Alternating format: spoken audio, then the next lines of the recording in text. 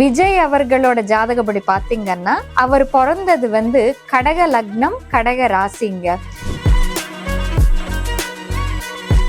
குரு விஜய் அவர்களோட 1ஆம் வீட்டுக்கு அங்க உச்சகட்டமா வேற வர போறாரு.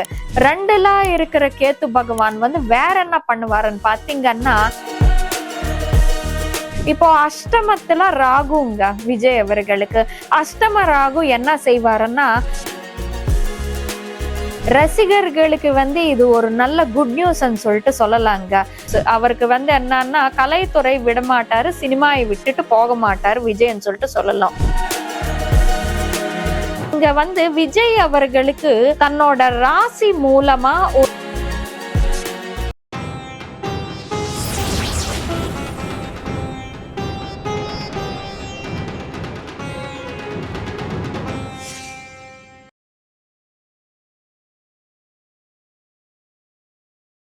இப்போ தமிழ்நாடு முழுக்க எதிர்பார்த்துட்டு இருக்கிற ஒரு முக்கியமான ப்ரெடிக்ஷனுங்க இது.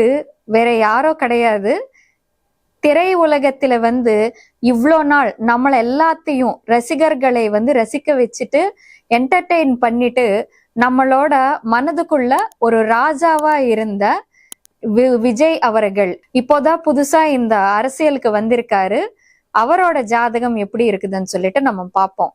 விஜய் அவர்களோட ஜாதகப்படி பாத்தீங்கன்னா அவர் பிறந்தது கடக லக்னம் கடக ராசிங்க. இப்போ கடக ராசிக்காரங்களுக்கு 2023 இருந்து கொஞ்சம் பிரச்சனை ஃபேஸ் பண்ணிட்டு தான் இருக்கிறாங்க. அவரோட படங்கள் வெற்றி படுறது தோல்வி அடிக்கிறது இதெல்லாமே நம்ம எடுத்தா கடகராசிக்காரங்க ஒரு சில பர்சனல் ப்ராப்ளம்ஸ்ன்றது கடந்த 3 வருடங்களா ஃபேஸ் பண்ணிட்டு தான் வராங்க. இப்போ இந்த வருஷம் பாத்தீங்கன்னா கடகராசிக்காரங்களுக்கு இந்த ஜூன் 2ஆம் தேதிக்கு அப்புறமா குரு பகவான் ராசிக்குள்ள வர போறாரு.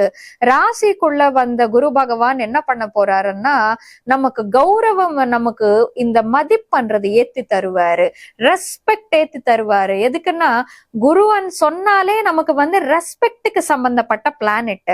இப்போ நமக்கு 1ஆம் வீடு ராசி ராசி சக்கரத்துல கோச்சாரப்படி 1ஆம் வீடா நம்ம எடுப்போம். குரு விஜய் அவர்களோட 1ஆம் வீட்டுக்கு அங்க உச்சகட்டமா வேற வர போறாரு. சோ இந்த வருஷம் ஜூன் 2ஆம் தேதிக்கு பிறகு விஜய் அவர்களுக்கு ஒரு தனிப்பட்ட மரியாதை என்றது கிடைக்க போகுது. இப்போ வரைக்கும் கிடைச்ச மரியாதை வேற, இனிமே கிடைக்க போற மரியாதைன்றது வேறன்னு சொல்லிட்டு சொல்லலாங்க.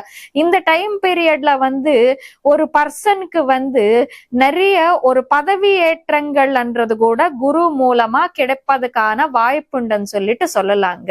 இப்போ விஜய் அவர்களோட ஜாதகப்படி சனி பகவான் 9ஆம் வீட்டுல இருக்க போறாரு.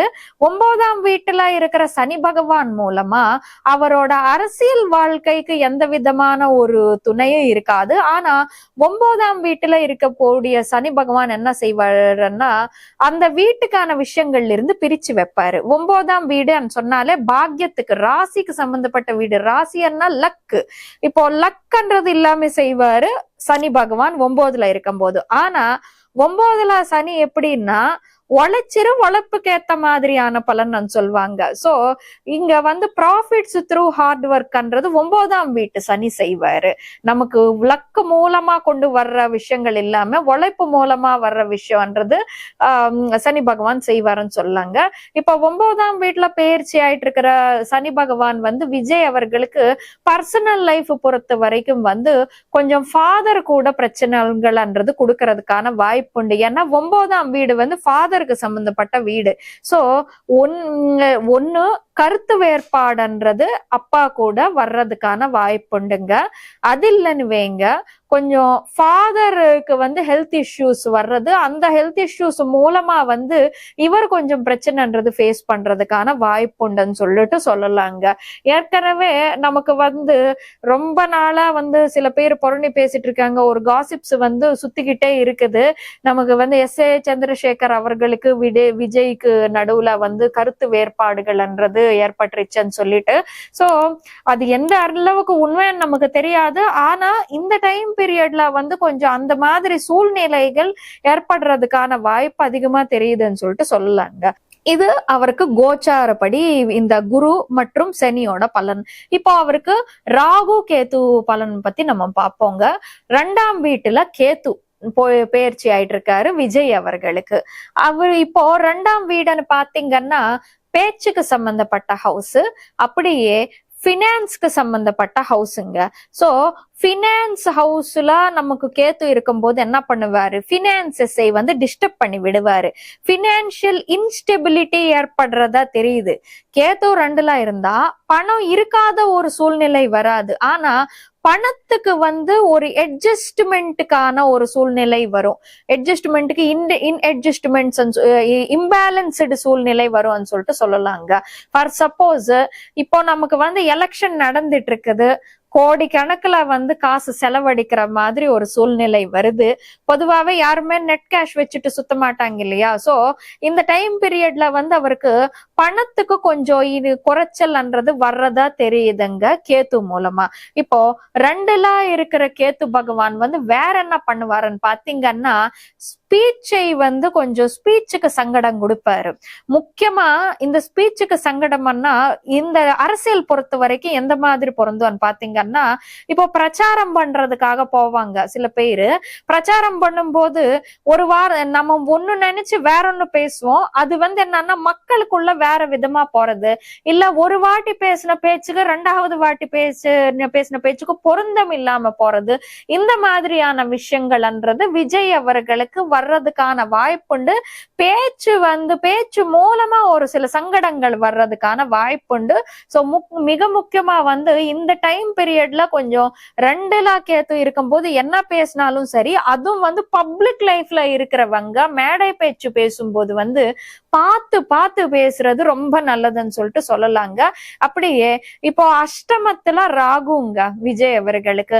அஷ்டம ராகு என்ன செய்வாருன்னா பாதி நல்லது செய்வாரு, பாதி கெடுதல் செய்வாருன்னு சொல்லிட்டு சொல்லலாங்க.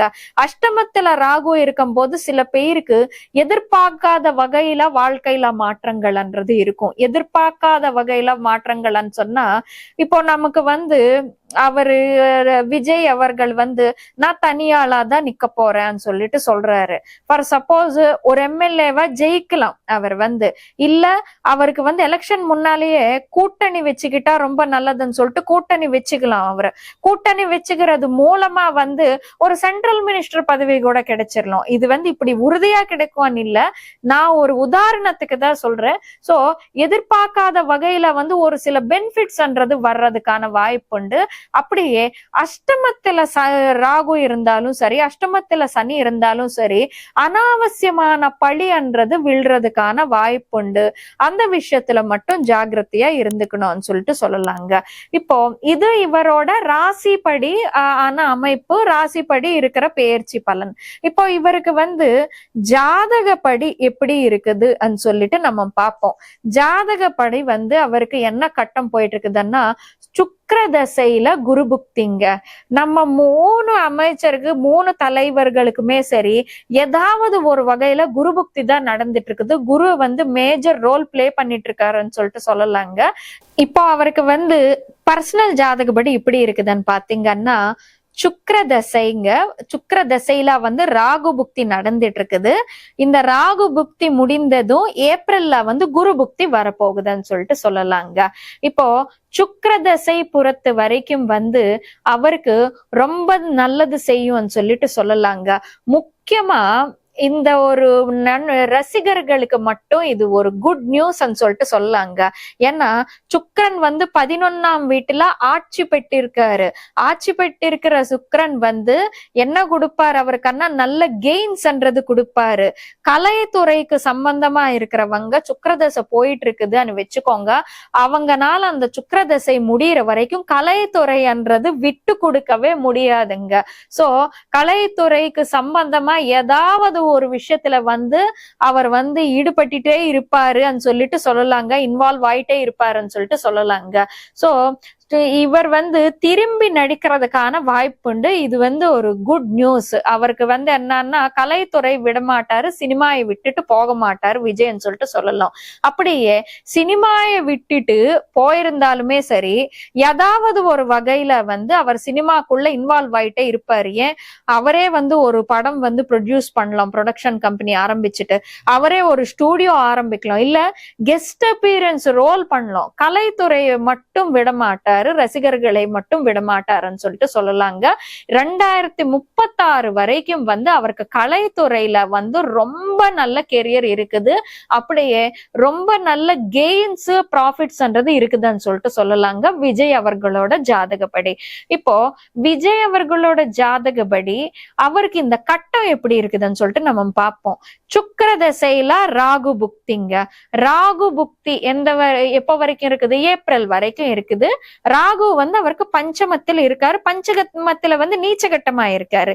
நீச்சகட்டமா இருந்தாலுமே சரி, பொதுவாவே ராகு புக்தி வந்தாலும் 10ல ராகு இருந்தாலுமே சரி, அவங்க வந்து அந்த டைம்ல ஃபேஷியல் ஃபேம் கொடுப்பாங்க. ஏன்னா ராகுன்னு சொன்னாலே வந்து ஃபேஷியல் ஃபேம். நமக்கு ஆர்ட்ஸ், ஃபைன் ஆர்ட்ஸ் எல்லாமே நடிக்கிறது இதெல்லாமே சுக்கிரன் கீழே வந்தாலும் அந்த நடிப்பு திறமை வந்து 10 பேருக்குள்ள போறது, 10 பேருக்கு வந்து தெரிய வைக்கிறது வந்து ராகு தான். சோ இப்போ சுக்கிரன் திசையில ராகு புக்தி வரும்போது அந்த ராகு வந்து 5ஆம் வீடு என்டர்டெயின்மெண்ட்டுக்கு சம்பந்தப்பட்ட ஹவுஸ்ல இருக்காரு. சோ அதனால வந்து என்னன்னா இந்த டைம் பீரியட்ல இவருக்கு வந்து ஒரு விதமான ஃபேஷியல் ஃபேம் அதிகமா இருக்குங்க. இப்போ தமிழ்நாட்டு பொறுத்த வரைக்கும் அவருக்கு ஃபேஷியல் ஃபேம் அதிகமா தான் இருக்கும். அவருக்கு வந்து என்னன்னா ராகு கல்ச்சர் பிரேக்கிங் பிளானட் இருக்கிறதுனால நம்ம நாட்டை தாண்டி பல நாட்டுல வந்து அவரோட பேரு பரபரப்பா போறதுக்கும் ஒரு விதமான எக்ஸ்போஜர்ன்றது வெளிநாட்டுலயும் வடநாட்டுலயும் அப்படியே ஒரு ஹிந்தி மீடியாலையும் கிடைப்பதுக்கான வாய்ப்புண்டுன்னு சொல்லிட்டு சொல்லலாங்க. ஒரு டிஃப்ரெண்ட் எக்ஸ்போஜர்ன்றதுக்கு இப்போ வரைக்கும் தமிழ்நாட்டுல இருக்கிற எக்ஸ்போஜர் கிடையாது. ஒரு டிஃப்ரெண்ட் நமக்கு நாடை தாண்டி ஒரு டிஃப்ரெண்ட் எக்ஸ்போஜர்ன்றது ஏப்ரல் வரைக்கும் அவருக்கு கிடைக்க போகுதுன்னு சொல்லிட்டு சொல்லலாங்க. அப்படியே இப்போ வந்து ஏப்ரலுக்கு பிறகு எப்படி இருக்கும்னு பாத்தீங்கன்னா குரு புக்தி வரப்போகுது அவருக்கு. சுக்கிர திசையில வந்து குரு புக்தி. இப்போ குரு வந்து அவரோட ஜாதகத்துக்கு பாதி கெட்டவன் பாதி சுபனுங்க. 6ஆம் வீட்டதிபதி அவர் தான், 9ஆம் வீட்டதிபதி அவர் தான். 9ஆம் வீட்டுக்கு எடுத்துக்கிட்டா லக் ஹவுஸுங்க. பொதுவாவே குருன்னு சொன்னாலே லக்குக்கு சம்பந்தப்பட்ட பிளானட் நமக்கு ஜாதகப்படி. இப்போ அந்த லக் ஹவுஸ் அதிபதி ஆயிட்டு வேற இருக்காரு. சோ இங்க வந்து விஜய் அவர்களுக்கு தன்னோட ராசி மூலமா ஒரு சில விஷயங்கள்ன்றது லக்கியா அமையறதுக்கான வாய்ப்புண்டுன்னு சொல்லிட்டு சொல்லலாம். அந்த குரு இப்போ எங்க இருக்காரு? 9ஆம் வீட்டதிபதி குரு அண்ணா அவரோட ஜாதகப்படி அஷ்டமத்தில் இருக்காரு, 8th ஹவுஸ். 8ஆம் வீடு பொறுத்த வரைக்கும் அது வந்து சடன் டிரான்ஸ்பர்மேஷன்ஸ், சடன் சேஞ்சஸ்க்கு சம்பந்தப்பட்ட ஹவுஸுங்க. எதிர்பார்க்காத வகையில வந்து சேஞ்சஸ் இருக்குது. நான் முன்ன என்ன சொன்னேன், 8ஆம் வீட்டுல ராகு இருக்கும் போது வந்து எதிர்பார்க்காத அளவுல மாற்றங்கள் கொடுப்பாரு. ஏன்னா ராகுன்னு சொன்னாலே மாற்றங்கள் எதிர்பார்க்காத வகையில சடன் திங்ஸ் இதெல்லாம் பண்ணுவாரு. அது 8ஆம் வீட்டுல வேற பெயர்ச்சி ஆயிட்டு இருக்காரு ராசிப்படி. இவரோட ஜாதகப்படி வந்து 8ஆம் வீட்டுல 9 லக் ஹவுஸ் அதிபதி குரு ஆயிட்டு 8ஆம் வீட்டுல இருக்காரு. சோ இந்த டைம் பீரியட் பொறுத்த வரைக்கும் அவருக்கு வந்து எதிர்பார்க்காத வகையில வந்து சில மாற்றங்கள்ன்றது வர்றதுக்கான வாய்ப்புண்டுன்னு சொல்லிட்டு சொல்லலாங்க. உதாரணத்துக்கு இப்போ நாம ஏற்கனவே பேசியிருந்த மாதிரி தனியாளாதான் நான் நிக்க போறேன், தனி கட்சியாதான் இருக்க போகுது, கூட்டணி வச்சுக்க மாட்டோம்னு சொல்லிட்டு சொல்றாங்க. சடன்லி வந்துட்டு அவருக்கே மைண்ட் மாறலாம். நம்ம வந்து தனியாளா இருந்துட்டு வந்து ஜெயிக்கிறது கொஞ்சம் கஷ்டமா இருந்தா, இல்லாட்டி வந்து கூட்டணி வச்சுக்கிட்டா நமக்கு ஏதாச்சும் ஒரு பெனிஃபிட்ஸ் நம்ம நாட்டுக்கு இருக்க போகுதுன்னு சொல்லிட்டு கூட்டணி வச்சுக்கிறதுக்கு சில வாய்ப்புகள்ன்றது இருக்குதுன்னு சொல்லிட்டு சொல்லலாங்க. இப்படி நடக்கவே நடக்காதுன்னு நினைச்ச விஷயங்கள் சடனா ஒரு சில மாற்றங்கள் தெரியுதுங்க. அவருக்கு குரு புக்தி வரும்போது குரு அதிகாரம் கொடுக்கிற ஒரு பிளானட், குரு ரெஸ்பெக்ட் கொடுக்கிற பிளானட். சோ அவருக்கு வந்து கொஞ்சம் சென்ட்ரல் லெவல்ல ஏதாச்சும் ஏதாச்சும் ஒரு சில பெனிஃபிட்ஸ்ன்றது வரப்போகுது. அதுவும் சடனா நடக்கும். அது வந்து எதிர்பார்த்து இப்படி நடக்கும், அவருக்கு என்னமோ கொடுக்க போறாருன்னு சொல்லிட்டு பேசுறாங்கன்னு சொல்லிட்டு ஒரு 6 மாசம் 4 மாசம் பேசின பிறகு மக்களுக்கு எல்லாம் தெரிஞ்ச பிறகு அது நடக்காது. சடனா உடனடியா நடக்கிற ஒரு சில விஷயங்கள் நடக்கும், சடனா நடக்கும் அவரோட ஜாதகப்படி இந்த வருஷத்துல. சோ இப்போ இந்த விஜய் அவர்களுக்கு வந்து வெற்றி அடைகிறதுக்கு எவ்வளவு சான்சஸ் இருக்குது பாத்தீங்கன்னா மேக்சிமம் சான்சஸ் இருக்குது, 50-50 சான்சஸ் இருக்குதுன்னு சொல்லிட்டு சொல்லலாம். ஆனா அவருக்கு வந்து என்னன்னா மேலமைச்சர் ஆவாரான்னு சொன்னா மேலமைச்சர் ஆகுறதுக்கு எந்த அளவுக்கு சான்சஸ் வந்து நமக்கு இருக்குதுன்னு தெரியல. ஆனா கொஞ்சம் இந்த டைம் பீரியட்ல அவர் எடுத்துக்கிற டெசிஷன்ஸ் வந்து கொஞ்சம் மக்களை வந்து ஒரு கன்ஃபியூஷன்ல தள்ளிவிடும்னு சொல்லிட்டு சொல்லலாங்க. இப்ப பொதுவாவே நமக்கு வந்து ஒரு பொலிட்டீஷியன் வந்து 4 நாளுக்கு முன்னால இப்படி பேசிருக்காங்க, 4 நாள் கழிச்சு வந்து இப்படி பேசுறாங்கன்னு சொல்லிட்டு பழைய வீடியோ புது வீடியோ வச்சு ட்ரெண்ட் பண்ணிட்டு இருப்பாங்க. அது அவங்களோட தவறு கிடையாது, இந்த ஜாதகப்படி இருக்கிற கிரக பெயர்ச்சிகளோட ஒரு இன்ஃப்ளூயன்ஸ். சோ 2 கேத்து இருக்கும் போது வந்து என்னன்னா பேச்சு வந்து ஸ்டேபிளா இருக்காது. ஃபர்ஸ்ட் வந்து இப்போ நான் இப்படிதான் இருக்க போறேன்னு சொல்லிட்டு சொன்னவங்க அப்புறமா வந்து நம்ம இப்படி இருந்தா சில விஷயங்கள் முடியாது போல, கொஞ்சம் மாத்திக்கிட்டா பெஸ்ட் போலன்னு சொல்லிட்டு மாத்தலாம். அப்படியே வந்து பட் எதிர்பார்க்காத வகையில மாற்றங்கள்ன்றது வந்து வருது. அவருக்கு வந்து ஒரு சில சென்ட்ரல் லெவல்ல சப்போர்ட்ன்றது கூட கிடைப்பதுக்கான வாய்ப்புண்டுன்னு சொல்லிட்டு சொல்லலாம் விஜய் அவர்களுக்கு. இது விஜய் அவர்களுக்கான இந்த தேர்தலுக்கான பலன்னு சொல்லிட்டு சொல்லலாங்க.